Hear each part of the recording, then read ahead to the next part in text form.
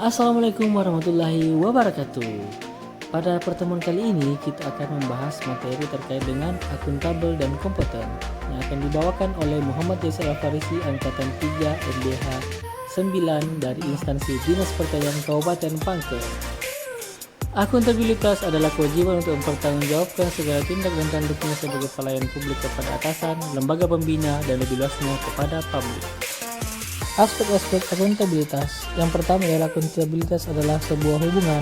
Yang kedua, akuntabilitas yang berorientasi pada hasil.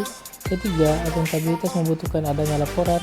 Yang keempat, akuntabilitas memerlukan konsekuensi. Dan yang terakhir ialah akuntabilitas memperbaiki kinerja.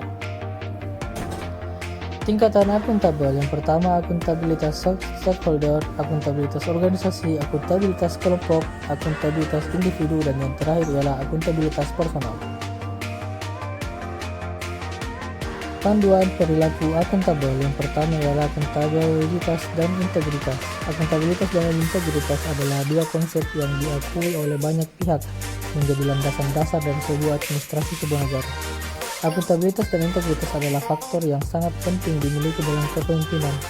Integritas menjadi hal yang harus dimiliki oleh seorang pemimpin atau pegawai negara yang kemudian diikuti oleh akuntabilitas. Yang kedua ialah integritas anti korupsi. Integritas anti korupsi adalah salah satu pilar penting dalam pemberantasan korupsi. Secara harfiah, integritas bisa diartikan sebagai bersatunya antara ucapan dan perbuatan. Jika ucapan mengatakan anti korupsi, maka perbuatan pun demikian dalam bahasa sehari-hari di masyarakat. Dan yang terakhir ialah mekanisme akuntabilitas. Mekanisme akuntabilitas kejujuran dan hukum, akuntabilitas proses, akuntabilitas program, dan akuntabilitas kebijakan.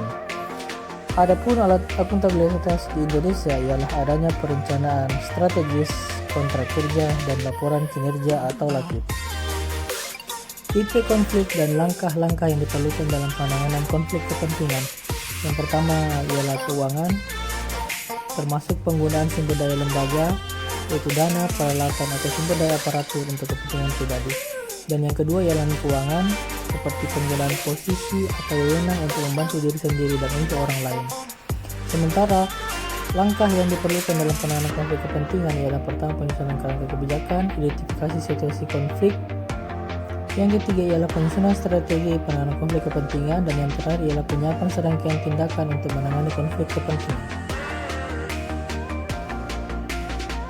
Akuntabel dalam konteks organisasi pemerintahan. Yang pertama ialah transparansi dan akses informasi, praktik kecurangan dan perilaku korup, penggunaan sumber daya milik negara, penyimpanan dan penggunaan serta informasi pemerintah, dan yang terakhir ialah membangun budaya anti korupsi di organisasi pemerintahan.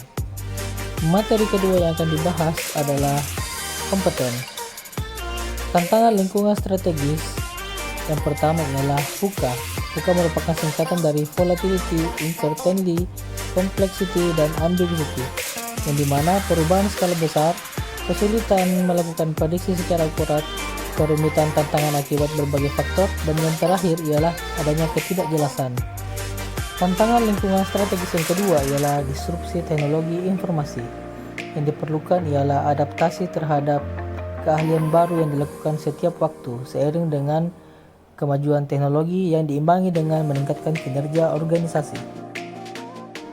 Yang ketiga ialah kebijakan pembangunan aparatur.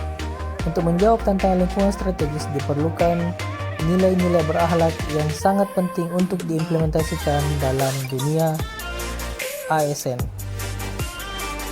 Kebijakan pembangunan aparatur harus sesuai dengan merit system dan pembangunan aparatur sesuai dengan rencana RPJMN 2020-2024. 8 karakteristik yang relevan bagi ASN. Yang pertama ialah integritas, nasionalisme, profesionalisme, wawasan global, IT dan bahasa asing, hospitality, networking, dan yang terakhir ialah entrepreneurship. Sesuai Peraturan Menteri PAN-RB Nomor 38 Tahun 2017 tentang Standar Kompetensi ASN, meliputi yaitu kompetensi teknis yang berkaitan dengan bidang teknis jabatan, kompetensi manajerial yang dikembangkan untuk memimpin unit organisasi, sedangkan kompetensi sosial kultural ialah terkait dengan pengalaman berinteraksi dengan masyarakat majemuk dalam hal agama, suku dan budaya, perilaku, prinsip yang dipenuhi oleh setiap pemegang jabatan untuk memperoleh hasil kerja sesuai dengan peran dan fungsinya masing-masing. Yang terakhir ialah perilaku kompeten yang dapat dilaksanakan dengan berkinerja yang berakhlak. Yang kedua, meningkatkan kompetensi diri, membantu orang lain belajar, dan yang terakhir, melakukan kerja terbaik.